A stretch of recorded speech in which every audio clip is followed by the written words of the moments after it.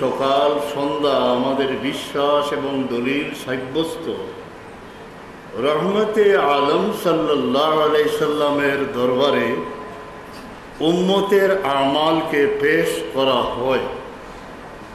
তাই আকা মওলা সৈয়দে কওনাইন নিঃসন্দেহে সব উম্মত সম্পর্কে তিনি পরিচিত, তিনি শাহিদ।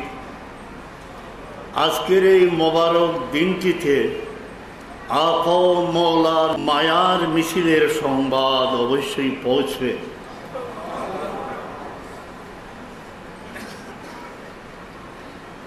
রব্বুল ইজ্জত তার যে মকবুল বন্দাকে এই জমিনে পাঠিয়েছিলেন, যিনি ঘরে ঘরে প্রান্তরে প্রান্তরে দেশের আনাচে কানাচে বাংলা আসামের প্রান্তে প্রান্তে আল্লাহর হাবিবের মহব্বতের খুশবুকে ছিটিয়ে দিয়েছিলেন, তিনি আজ পরপারে আজ এই মিছিল রুহানিভাবে তিনি দর্শন করে অবশ্যই খুশি হবেন।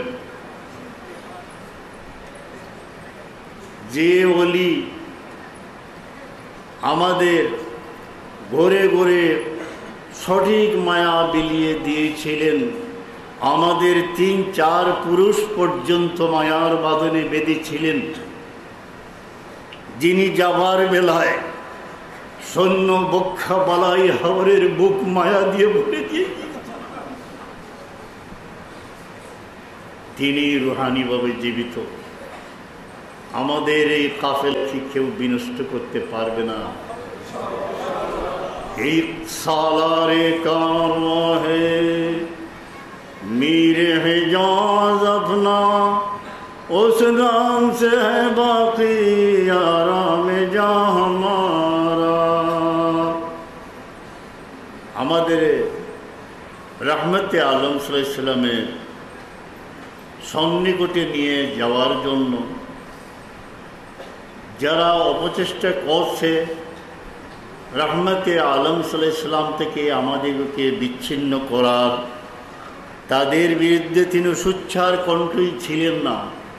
আমাদের অন্তরে আমাদের মন মানসিকতায় এমন কিছু তিনি দিয়ে গেছেন, যদি মৃত্যু হয় আমরা কিন্তু সেই পথ থেকে বিচলিত হব না।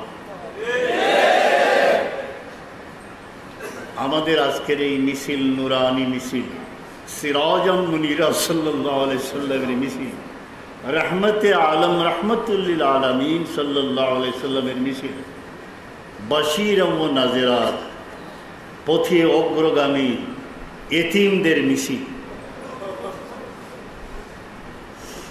আমরা এখন ছায়াহীন প্রান্তরে বিরাজ করছি সত্য, কিন্তু আমাদের মনে আমাদের অন্তরে অভয় দিয়ে গেছেন আল্লাহর বলি, তোমরা বিচলিত হইও না, তোমরা অবিরাম মদিনার পথের প্রতি তোমরা সেই পথে চলিও, বাতিল আকিদা অবলম্বন করিও না, বিচ্ছিন্ন হইয়া যাইবে। কিন্তু বাতিল আকিদার বিরুদ্ধে শুধু বাক্যবান বড় বড় বক্তৃতার দ্বারা কাজ হবে না।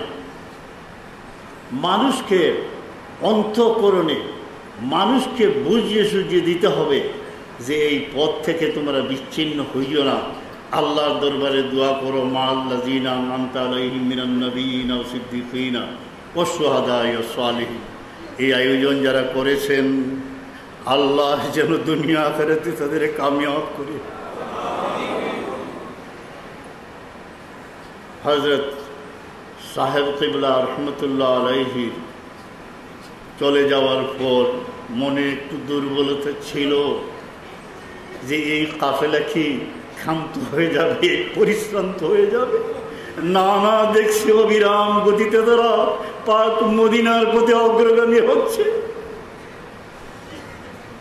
আমার মনে দুর্বলতা ছিল, এতিম অনাথ অসহায়দের একটা মিছিল আমার পিছনে দিয়ে, একটি পতাকা হাতে দিয়ে যে এই আপনজন চলে গেলেন, আমি কি পথ চলতে পারবো?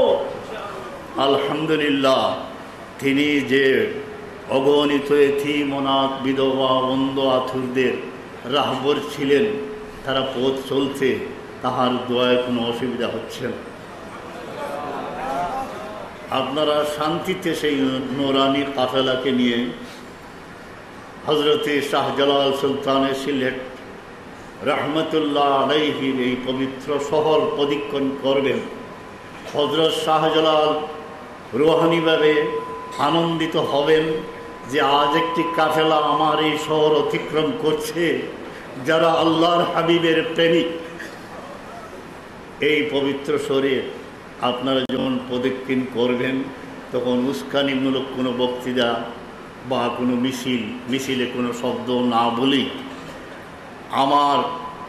আমি যত বড় অধম গুনাহগার উম্মত হই না কেন, আমার সালাত ও সালাম পথে কোনো বাধার প্রাচীর আটকাতে পারে না। সরাসরি রহমতে আলম সাল্লামের দরবারে পৌঁছে যায়।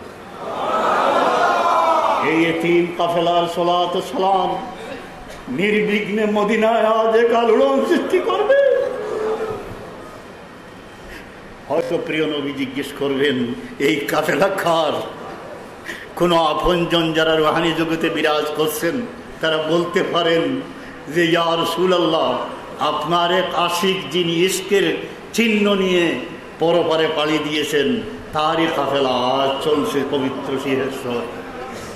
এই কাফেলা যেন ক্ষান্ত না হয়। আমি ইনশাআল্লাহ আমি এই উদ্দেশ্যে এসেছি, এই কাফেলার সাথে কিছু দূর পথ অতিক্রম করব।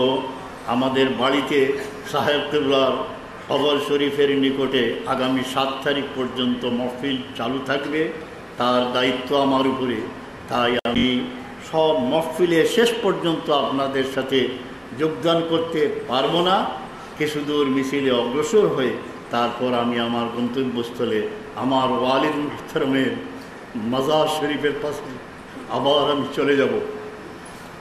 আল্লাহ যেন আপনাদেরকে কামিয়াব করেন, আর রহমতে আলম ইসলামের এই মহব্বত প্রকাশের জন্য আপনাদের দুনিয়া ফানাফির রসুল ইসলাম নসিব করেন, ফানাফির শেখ নসিব করেন, ফানাফিল্লাহ নসিব করেন এবং মঞ্জিলে মৌসুলে পৌঁছান। আমিন ইয়া রাব্বাল আলামিন। আমিন।